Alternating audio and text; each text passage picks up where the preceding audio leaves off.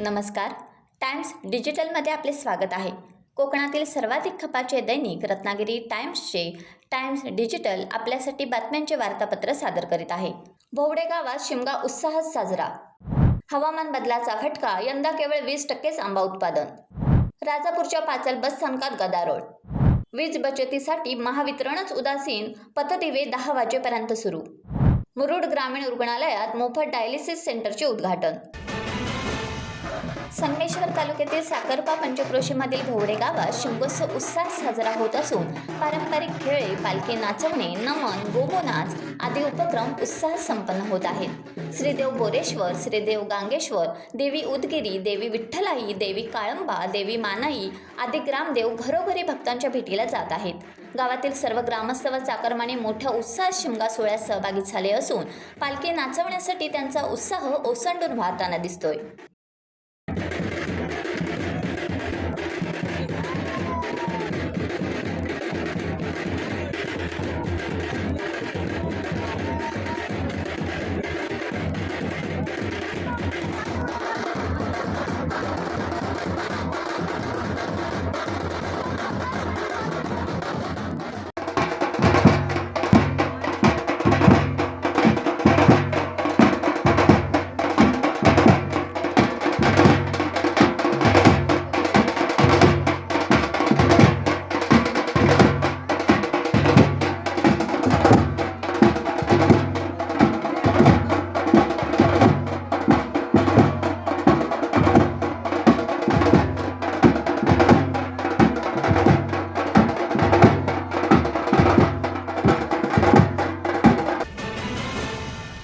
गेल्या काही काळापासून बदलत असलेल्या हवामानाचा मोठा फटका कोकणच्या राज्याला म्हणजेच हापूस आंब्याला बसला आहे. यंदा केवळ 20%च आंबा उत्पादन हाती येण्याचा अंदाज कृषी विद्यापीठाच्या अहवालातून समोर आलाय. यामुळे आखाती देशांत होणाऱ्या 70% निर्यातीवर मोठा परिणाम झाला असून बागायतदारांनी आता सरकारकडे मदतीचा हात मागितला आहे. आंबा व्यावसायिक आणि बागायतदार संघटनेचे पदाधिकारी विवेक भिडे आणि प्रकाश साळवी यांनी पत्रकार परिषदेत ही गंभीर स्थिती मांडली. आणि परवाच्या मीटिंगमध्ये त्यांनी आपापले सर्वे ठेवले आणि ऑन पेपर त्यांनी हे दिलं की यंदाचं उत्पादन 20% जेमतेम आहे असं त्यांनी ऑन पेपर रिपोर्ट केलं. कुठेतरी आखाती देशांमध्ये युद्धजन्य परिस्थिती अशा त्यात आपण जर पाहिलं तर आंबा निर्यातीसाठी कुठेतरी मोठा पेच प्रसंग उद्भवला आहे. एकंदरीत कोकणामध्ये सध्या काय वातावरण नाही, युद्धाचा आंबा एक्सपोर्टवर परिणाम तर होणारच आहे. कारण आंबा जो एक्सपोर्ट होतो त्यातला मोर दॅन 70%हून अधिक आंबा हा आखाती देशातच निर्यात होतो.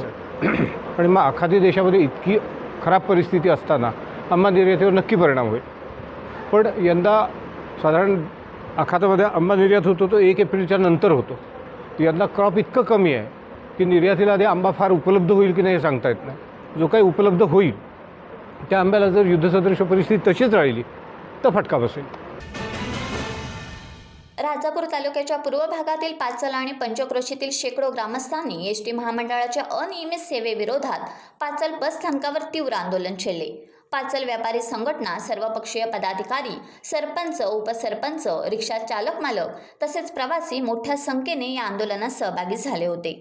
एसटीच्या अनियमित वेळापत्रकामुळे परिसरातील प्रवासी, व्यापारी आणि विद्यार्थ्यांना मोठ्या अडचणींना सामोरे जावे लागत असल्याचा आरोप आंदोलकांनी केला.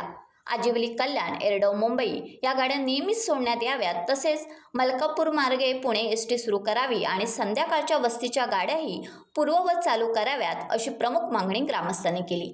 एरडव मुंबई आजिवली गाडी कायमस्वरूपी करण्यासाठी आता परवापासून काहीतरी मला वाटतं आम्हाला माहिती मिळाली आहे की गाडी बंद केल्या गेलेली आहे आणि म्हणून त्या संदर्भात निवेदन देऊन सुद्धा परिवहन मंत्र्यांचं, आमदारांचं किंवा आम्ही हे सरपंच या पंचक्रोशीतले त्या ठिकाणी माहिती देऊन सुद्धा गाडीची गैरसोय, मनमानी कारभार तुमचा चालू आहे एसटी महामंडळ आणि डेपो मॅनेजरांचा. आज काय तर तुम्ही डीसींना स्वतः फोन लावायचा आता आणि डेपो मॅनेजरांना. त्याचबरोबर एरडव गाडी संध्याकाळची वस्तीची जी जाते 5 वाजता मुलांची, 4:45ला शाळा सुटते. एरडव, कारवली, पांगरी आणि आंब्यातली मुलं 4:45 ते रात्री 10 वाजेपर्यंत रस्त्यात अंधारात उभी असतात आणि ही कल्पना सुद्धा डेपो मॅनेजर आणि या सगळ्यांना आम्ही दिलेली आहे. परंतु जाणून बुजून हे कदम आणि डेपो मॅनेजर जाणून बुजून हे सगळं चाललेलं आहे. त्यामुळे आता तुम्ही फोन करा तुमच्या वरिष्ठ अधिकाऱ्यांना आणि काय तो निर्णय आम्हाला सांगा. त्या निर्णयावर आमचा ग्रामस्थांचा निर्णय आत्ताच ठरेल जे काय असेल तो. तुम्ही फोन लावून कल्पना करा. आणि दुसरी गोष्ट, आज सगळ्यांसमोर आम्हाला दाखवून द्या की रिपोर्ट आपल्या आजिवली कल्याणचे फुल आहेत भार नियमन, तरी सुद्धा गाडी बंद पाडताय तुम्ही. आणि माननीय आमदार साहेबांनी आणि 10 गाड्या एक्स्ट्रा दिल्या आहेत. परवाच्या दिवशी जी गाडी पाठवल्या गेली इथून मुंबईला जाण्यासाठी, ही जुनी डबा गाडी पाठवली. मग 10 गाड्या दिलेल्या असताना जाणून बुजून गाडी म्हणजे गैरसोय व्हावी, चालू होऊ नये, हाच उद्देश आहे असं आमचं स्पष्ट मत आहे या ठिकाणी. आणि म्हणून आम्ही आजही सांगतो की शिमगा उत्सव असल्यामुळे आम्ही कायदा हातात घेणार नाही, सनदशीर मार्गाने सांगायला आलोय. पोलीस खात्याचे अधिकारी सुद्धा या ठिकाणी आहेत आणि आजच्या आजच आम्हाला निर्णय जो काय असेल तो तुम्ही द्यायचा आहे. आपले या ठिकाणचे तुम्ही कंट्रोलर आहात, तुम्ही फोन लावा तुमच्या डेपो मॅनेजरांना, डीसींना. आणि हे आता आम्ही इथं फोटो काढतो, आमच्या समोर उभे राहा. एवढी माणसं आहेत संतप्त झालेली ग्रामस्थ. तुम्ही एसटीचा आजपासून आम्हाला या गाड्या सुरू पाहिजेत. रत्नागिरी शहरात सर्वात उच्चभ्रू परिसर म्हणून ओळखल्या जाणाऱ्या परिसरात स्ट्रीट लाईट सकाळी उशिरापर्यंत सुरू राहिलेल्या दिसून येतात. विजेचा असा मुक्त हस्ते वापर चिंता वाढवणारा असून याबाबत संबंधितांनी उपाययोजना करण्याची मागणी होत आहे. जिल्ह्यातील सर्व शहरांमध्ये स्ट्रीट लाईट अगदी दुपारपर्यंत सुरू राहतात असे नागरिकांचे म्हणणे आहे. यामध्ये स्थानिक स्वराज्य संस्थांची जास्त जबाबदारी असल्याचे संबंधित अधिकाऱ्यांकडून सांगण्यात येते. महावितरणने याबाबत तातडीने पावले उचलावीत आणि वाया जाणारी वीज वाचवावी अशी नागरिकांची मागणी आहे. मुरुडच्या ग्रामीण रुग्णालयात मोफत डायलिसिस सेंटरचे उद्घाटन माजी आमदार अनिकेत तटकरे यांच्या हस्ते करण्यात आले. लोकसेवा हे लोकनेत्याचे कर्तव्य असून ग्रामीण रुग्णालयात मोफत डायलिसिस सेवा उपलब्ध करून देण्यात आली आहे, जी मुरुड आरोग्य सेवेत गरज होती. लोकनेत्यांनी या सेवेचा अधिकाधिक प्रचार करून मोफत डायलिसिस सेंटरचा सर्वसामान्य नागरिकांना लाभ मिळवून द्यावा असे प्रतिपादन माजी आमदार अनिकेत तटकरे यांनी यावेळी केले. यावेळी माजी आमदार अनिकेत तटकरे, नगराध्यक्ष आराधना दांडेकर, माजी नगराध्यक्ष मंगेश दांडेकर, जिल्हा शल्य चिकित्सक डॉक्टर निशिकांत पाटील, वैद्यकीय अधीक्षक डॉक्टर उषा चोले, वैद्यकीय अधिकारी doctor Prafulla Dhumal, doctor Akshay Dahake, HLL quality head Chetan Sanap, Feroz Ghalte, नगरसेवक, नगरसेविका, अधिपरिचारिका, आरोग्य कर्मचारी आदी उपस्थित होते. आमची HLL कंपनीला इतकीच माझी विनंती राहील की आता आपण मला वाटतं इथे 4 टेक्निशियन चेतनजी दिलेले आहेत.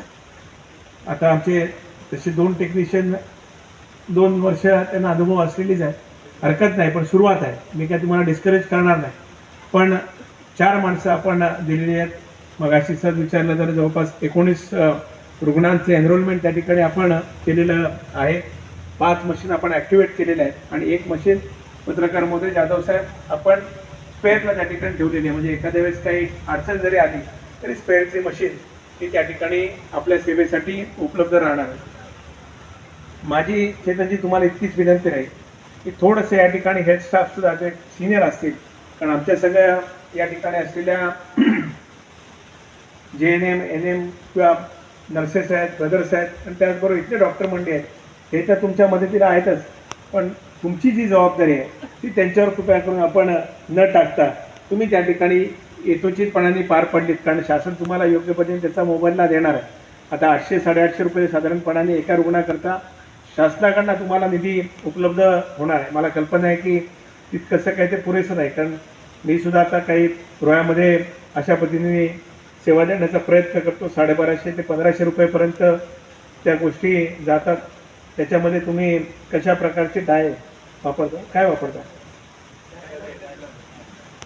त्याच्यावर सुद्धा मला वाटतं रेट बऱ्याच वेळेला ठरत असतो. त्यामुळे या सगळ्या गोष्टींची आपण व्यवस्थित सांगड घालून माझी आपल्याला विनंती राहील की या भागातील रुग्णांना चांगलीत चांगली सेवा तुमच्या माध्यमातून दिली जावी, अशाच प्रकारची अपेक्षा मी या ठिकाणी व्यक्त करतो.